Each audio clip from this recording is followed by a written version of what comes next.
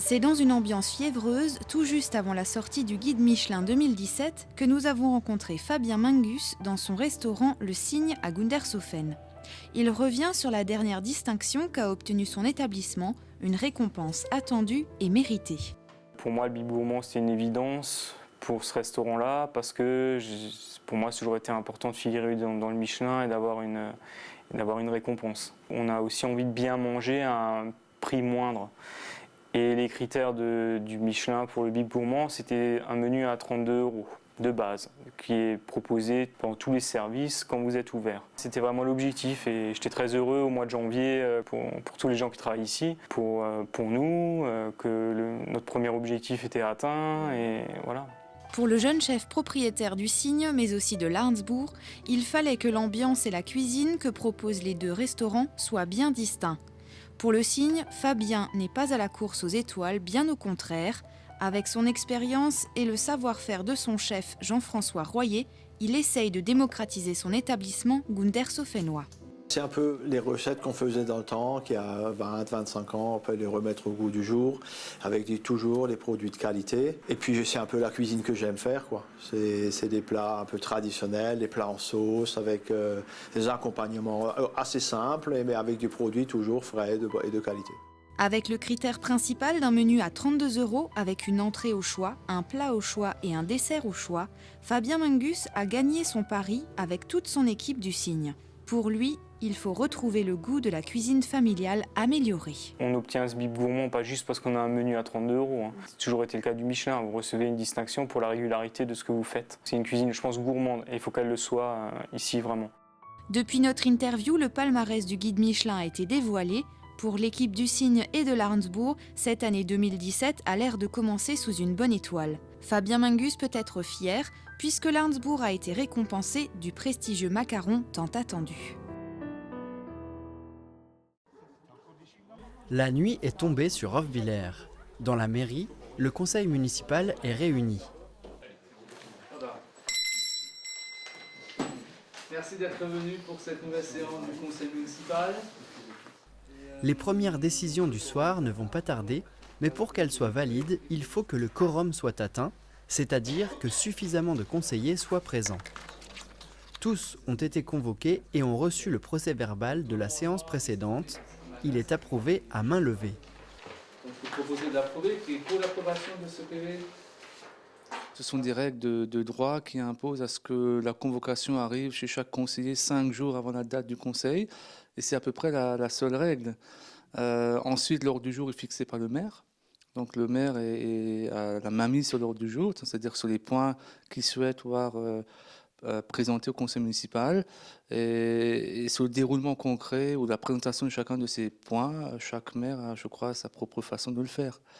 La seule règle qu'il faut observer, c'est la règle du vote. En principe, le vote se fait à main levée, mais si plusieurs conseillers demandent le vote secret, ils ont le droit d'obtenir le vote secret. Ça n'arrive jamais ou très peu. Le conseil municipal a l'obligation de se réunir régulièrement. L'ordre du jour comprend des décisions sur les impôts, la forêt, l'eau. Qui est pour l'approbation de ces prix? Le secrétaire de séance et la secrétaire de mairie rédigeront le prochain procès-verbal. La loi nous impose depuis quelque temps de mettre un résumé sommaire de ce procès-verbal en ligne, donc sur les sites internet des communes, dans la semaine qui suit, ce qu'on fait. Et le procès-verbal définitif, donc mot pour mot, celui-ci, lorsqu'il aura été approuvé la fois suivante par l'ensemble des élus, sera lui aussi mis sur ligne. Et ce procès-verbal complet comporte notamment la partie délibération, où pour chaque point délibéré, vous aurez donc le nombre de conseillers présents, le nombre de conseillers qui ont voté pour, contre et abstention. La réunion se poursuit avec les informations diverses sur le conseil municipal des jeunes, sur la communauté de communes et le conseil départemental, et des questions sur la vie de la commune d'Hofwiller, mais cela ne fait pas l'objet de délibération. Autre point d'hiver? Bon, on se retrouve donc dans un mois. Merci. En l'occurrence, avant le prochain conseil municipal, les conseillers se retrouveront pour le fameux Chiveslav le dimanche 5 mars. Bonjour, bienvenue sur TV3V. Aujourd'hui, nous sommes au Montrouge, au stade Paul Weber avec Marion Darras. Bonjour. Bonjour Fanny. Alors ici, c'est un lieu qui va être plein d'effervescence le 1er et 2 juillet prochain. Pourquoi ça, Marion? Alors les 1er et 2 juillet prochains, on organise la Niederbronnoise. Ce sera 2 jours sportifs, festifs, culturels, mais aussi gourmands. Alors sportif parce qu'on organise 3 parcours de randonnée pédestre et VTT, de niveaux différents, de difficultés différentes. Ce sera des parcours cumulables. Et on aura également un circuit famille sous forme de cache qui sera lui plus dans le centre-ville. C'est tout un programme en fait qui s'annonce donc pour ce 1er et 2 juillet, donc parcours VTT, du trail, des familles, mais aussi des jeux, des loisirs, des associations. On peut rencontrer en fait tous les Niederbronnois sur ce week-end. Oui, en fait là on arrive au côté festif maintenant, puisque au niveau du gymnase, au niveau du stade, on aura le village de jeux qui est organisé en étroite collaboration avec le réseau d'animation intercommunale. On va retrouver pas mal de jeux d'animation pour enfants, notamment des structures gonflables géantes. On aura des jeux comme le parachute par exemple. D'accord, donc c'est des petites informations qui nous donnent déjà l'eau à la bouche, mais il n'y a pas que ça aussi, hein. Je crois que les associations sont très impliquées avec vous. Il y a le site internet qui a ouvert ses portes, on va dire, il n'y a pas très longtemps, des inscriptions qui sont lancées. Ça a l'air d'être quelque chose d'assez important pour Niederbronn cette année. Oui, effectivement, tout l'enjeu de la Niederbronnoise, c'est aussi de mobiliser nos associations locales, puisqu'on a 83 associations, ce qui est quand même très riche. Et l'idée, c'est une scène ouverte, justement sur le village d'accueil qui sera au Montrouge, où là, les associations sont invitées à nous présenter leur savoir-faire. Et le deuxième aspect de ce travail ensemble, ça va être le bénévolat. Vous retrouverez sur le site toutes les informations concernant le programme, qu'on dévoilera au fur et à mesure, mais aussi les formulaires pour pouvoir proposer des animations ou pour s'inscrire en tant que bénévole. Et c'est aussi sur le site que vous pourrez vous inscrire pour les parcours VTT et randonnée pédestre. On va se retrouver aussi tout au long de cette première et deuxième période de l'année jusqu'au 1er et 2 juillet, top départ ici au stade Paul Weber. Merci Marion en tout cas pour ces informations et tout de suite c'est la suite des actus. Le bois par exemple, les cuillères en bois c'est interdit. Armé de casseroles et balances, Frédéric Schwartz ne cuisine pas. Il fait des savons bio. Une formation en savonnerie et cosmétique lui permet d'ouvrir la savonnerie du Cèdre. L'entreprise existe depuis l'été dernier. Donc moi j'ai commencé à faire des savons en fait pour ma fille qui avait de l'eczéma et puis c'est un savon qui a bien marché, j'ai commencé à en faire de plus en plus. Je ne savais plus quoi en faire, j'en ai distribué à droite à gauche dans la famille et puis on m'en a redemandé et puis du coup j'ai commencé à en fabriquer de façon professionnelle.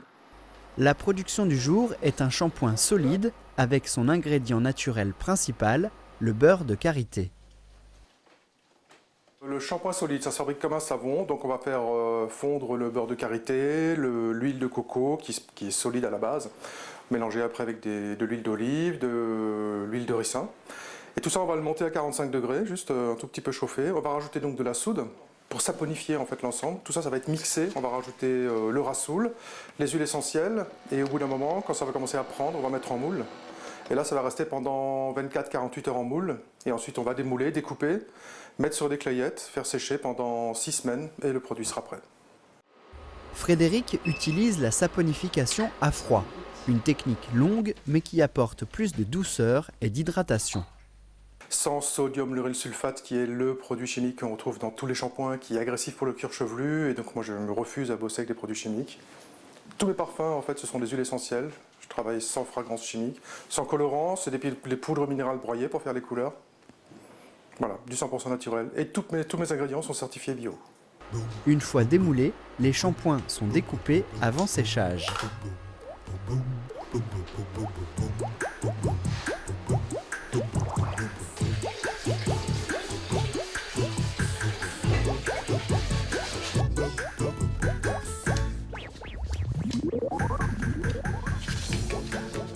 Il existe aussi des sticks à lèvres et déodorants pour ceux qui aiment les produits naturels.